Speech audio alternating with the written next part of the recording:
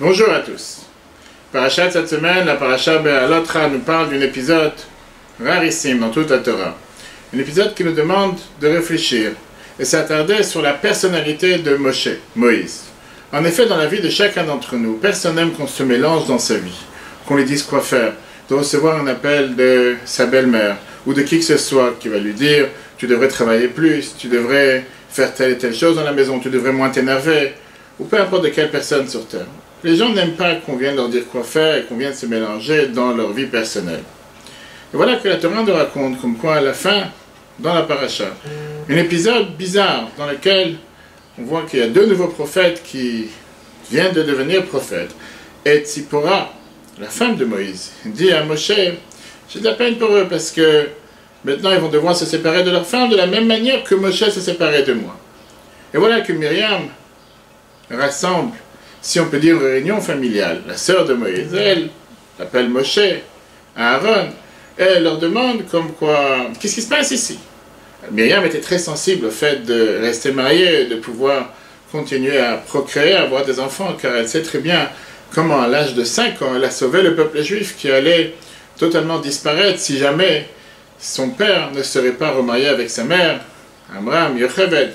Histoire qu'on a déjà vu il y a quelques temps et qu'on peut revoir sur l'application Torah dans les cours de la paracha de Shemot. Et là, en effet, on voit comme quoi Myriam, qui tient à cœur le fait de pouvoir rester mariée et avoir des enfants, elle s'exprime envers son frère Moshe et Aaron en leur disant « Moi aussi j'ai eu cette prophétie, Aaron aussi il a eu cette prophétie, et néanmoins c'est pas pour autant qu'on s'est séparé de notre femme. Alors comment se fait-il que Moshe a osé faire une telle chose ?» Et voilà que la Torah rajoute un verset qui apparemment n'a rien à faire ici. La Torah n'est pas un livre de louanges, n'est pas un livre dans lequel on va commencer à glorifier telle ou telle personne. Et voilà que tout un verset, la Torah nous dit comme quoi Moshe était la personne la plus humble de toute la terre. En nous parlant de sa qualité d'humilité. Moshe qui était celui qui s'est battu contre les plus grands, contre Pharaon, contre Amalek, contre Sichon, contre Og. La Torah nous parle comme quoi il a mené des grandes guerres. Et les guerres qu'il a menées, il les a gagnées, fait sortir le peuple juif d'Égypte. 40 jours et 40 nuits, il était dans le ciel pour recevoir la Torah, pour la transmettre au peuple juif. Il a réussi à faire passer le peuple juif dans le désert pendant 40 ans, ce qui n'est pas quelque chose de facile. Et voilà que la Torah nous dit que face à, si on peut dire, cette attaque verbale de Myriam, Moshe n'a pas ouvert la bouche. Moshe n'a rien dit. Il s'est tout simplement tu. D'où il a eu ce courage, d'où il a eu cette force, d'où il était capable de ne pas réagir, alors que n'importe quelle personne sur terre aujourd'hui, face à n'importe quelle petite phrase, n'en parlons pas d'un petit geste, va dégénérer, va perdre toute sa conscience, il va perdre tout son état d'esprit, il va commencer à s'énerver, se mettre en colère, crier.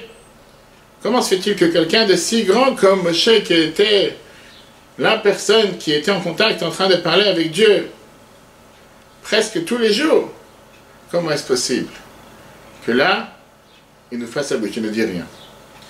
D'où il a eu cette force? La Torah nous raconte ça aussi par rapport à David, le roi David. Le Rabbi, en demandant cette question, nous fait remarquer qu'on voit que c'est un des critères et une des qualités majeures des grands hommes, des grandes personnes.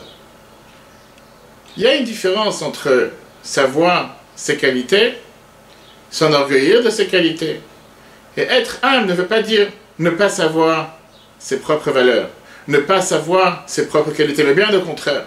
Se rappeler à chaque instant. Et c'est ce que la Torah nous fait allusion avec cette phrase que Moshe était la personne la plus humble de toute la terre. En nous disant que Moshe savait très bien que ce ne sont pas ses propres mérites. Sa réussite n'est pas une réussite qui lui est totalement due grâce à son intelligence, son courage, son énergie, mais plutôt du fait que Dieu l'a choisi. C'est Dieu qui lui a donné tel et tel don. C'est Dieu qui a décidé de le nommer celui qui va libérer le peuple juif. Et c'est la raison pour laquelle dans la vie de tous les jours, il a réussi. Ce qui ne veut pas dire qu'il n'était pas au courant de sa personnalité, il ne savait pas quelles sont ses qualités. Bien sûr qu'il était au courant qui il était. La preuve, c'est qu'il a mené ses combats, il a mené le peuple juif jour après jour avec toutes les critiques, avec toutes les insultes, avec toutes les querelles qui ont pu se passer comme la Torah nous raconte ces dernières semaines et qu'on verra les prochaines semaines. Mais il se rappelait à chaque instant la mission que Dieu lui a donnée. Et c'est ça qui l'a fait réussir. Et c'est la raison pour laquelle la Torah nous dit qu'il était humble, humble, pas parce que il est en train de se mentir à soi-même, en disant non, je vaux rien, j'ai aucune qualité, j'ai aucune valeur. Mais bien au contraire, le fait qu'il connaissait ses valeurs, il savait combien il a le devoir d'agir et de s'assurer de remplir sa mission au meilleur, de la meilleure manière possible. Pourquoi? Parce que c'est justement une redevance face à ce que Dieu lui a donné, face à ce don que Dieu lui a donné, alors qu'il aurait pu très bien décider sur quelqu'un d'autre qu'il allait libérer le peuple juif. Il aurait pu très bien décider que quelqu'un d'autre allait faire telle tâche qu'il a donnée à Moshe. Et néanmoins, le fait que Dieu l'a donné à Moshe, ça lui demande d'être humble et de se rappeler combien il a le devoir de remplir sa mission. Voilà une étude majeure qu'on apprend de la paracha de cette semaine, par rapport à l'humilité de Moïse, et pas seulement Moïse, par rapport à chacun d'entre nous. Si on a la chance que Dieu nous a donné différentes capacités, différents dons, différents critères avec lesquels nous pouvons assumer notre mission sur terre, restons humbles. Rappelons-nous à chaque instant qui nous les a donnés et comment surtout s'assurer de remplir notre mission de la meilleure manière possible. Très bonne journée à tous et à la semaine prochaine.